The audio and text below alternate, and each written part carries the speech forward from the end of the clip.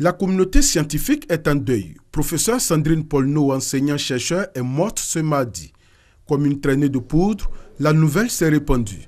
À l'UFR des sciences pharmaceutiques et biologiques, étudiants et personnels sont encore sous le choc. C'était une femme rigoureuse, qui aimait le travail bien fait, qui en tout cas maîtrisait sa matière, qui l'enseignait, qui le rendait parfaitement. Vraiment, c'est un choc pour nous, un grand choc pour nous. Parce que c'est pratiquement la seule à enseigner la statistique sur la fac. Et c'est une grosse perte pour la faculté. Le professeur Polno, c'est notre professeur en biostatistique au niveau de l'UFR. Et il faut dire que c'est un enseignant qui était vraiment social, un enseignant qui prenait en compte les problèmes de ses étudiants. Et elle était vraiment très à l'écoute. C'est ici, au bas de la tour C de la cité administrative au plateau, que son corps a été trouvé aux alentours de 11 h. Selon les témoins, elle est tombée du 13e étage. Je suis venu comme d'habitude rencontrer mes clients. Et puis à peine franchi le seuil du rez-de-chaussée, on a entendu tous un bruit vraiment étourdissant. On pensait que c'était un ascenseur qui s'est détaché de là-haut pour tomber. On regarde, c'est une dame vraiment responsable qui était couchée. La défunte était un pion incontournable dans le monde de la santé en Côte d'Ivoire. Le décès tragique du professeur Vallée Sandrine, épouse Polno, est une grosse perte. Une grosse perte pour le ministère de la Santé et des Hygiène publique, mais pour la Côte d'Ivoire. Et pour mémoire, je voudrais rappeler qu'elle était le deuxième professeur agrégé en biostatistique de la Côte d'Ivoire. La scène tragique alimente les causeries sur les circonstances de l'acte perpétré. Depuis ce bureau neuf de la Direction générale de la santé, chacun y va de son commentaire. S'est-elle suicidée? Est-ce un acte criminel? Autant de questions qui demeurent sans réponse pour l'heure. Les services de police scientifique et judiciaire s'activent toujours pour faire la lumière sur ce mardi noir de la cité administrative. Stress et anxiété sur les visages. Dans quelques instants, le moment fatidique. Candidats et accompagnateurs perdent leur sérénité. J'essaie de faire de mon mieux, mais c'est un peu stressé pour le résultat. La compétition française, ça m'a un peu fatigué. Il y a le stress des enfants, il y a le stress des parents. C'est pas facile vraiment. C'est à la fin, là, on est concentré. C'est elle-même qui m'a demandé de venir la soutenir. Il y a eu le courage aussi, elle a laissé mon travail pour venir la soutenir vraiment. J'ai vu que c'est normal, quoi. Comme c'est ma première fille, là, je veux qu'elle ait avancé un peu aussi. Je suis passé par là et je sais un peu l'état d'esprit avant la proclamation. Donc il faut venir soutenir un peu les plus faibles et leur dire qu'effectivement, elles ont le soutien des parents. Je me sens confiante. Je sais que j'ai fait de mon mieux. En tout cas, je sais que je vais faire ça. Je vais avoir.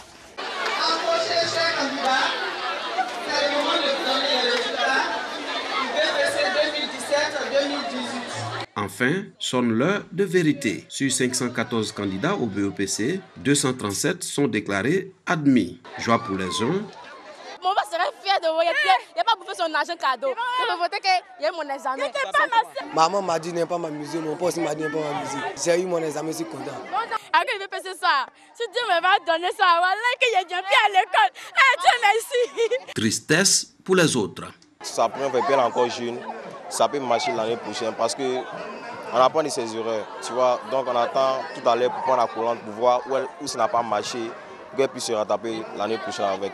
Dans la vie, il faut faire des chèques pour savoir tes erreurs. Donc maintenant que je n'ai pas eu, l'année prochaine, je vais mieux faire. Pour Marie-Hortense Angora, membre du jury, le faible niveau des candidats en langue française est à la base de leur échec. Dans les autres matières, ça va, mais en dictée, c'est un peu catastrophique. Donc moi, je veux leur dire de bien réviser, de faire toujours une dictée avant d'aller se coucher et de lire au moins 15 pages de leur roman qu'on leur propose en classe. Comme ça, ils vont élever un peu le niveau en français, parce que le niveau en français, il est un peu bas. Il faut que chaque parent demande à son enfant de lire, d'écrire, même s'il veut écrire un message à son père, d'écrire en toutes lettres, au lieu d'abréger. Sur 400 326 candidats enregistrés au BEPC cette année, 376 819 ont effectivement pris part à la composition. Le taux de réussite national est estimé à 60,14% contre 60,08% en 2017.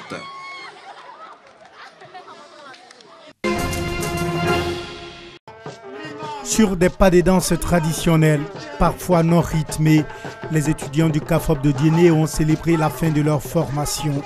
Après 9 mois de formation, ils sont au nombre de 295 étudiants, dont 144 filles, à constituer la 35e promotion de cette institution. Pour leur baptême de promotion, ils ont choisi de porter le nom de Lassine Diaby, maire de Samatigila et parrain de la promotion. Un choix basé sur les critères de discrétion et de rigueur au travail. Des valeurs sur lesquelles les futurs enseignants comptent bien s'appuyer pour prodiguer des enseignements aux élèves dont ils auront la charge.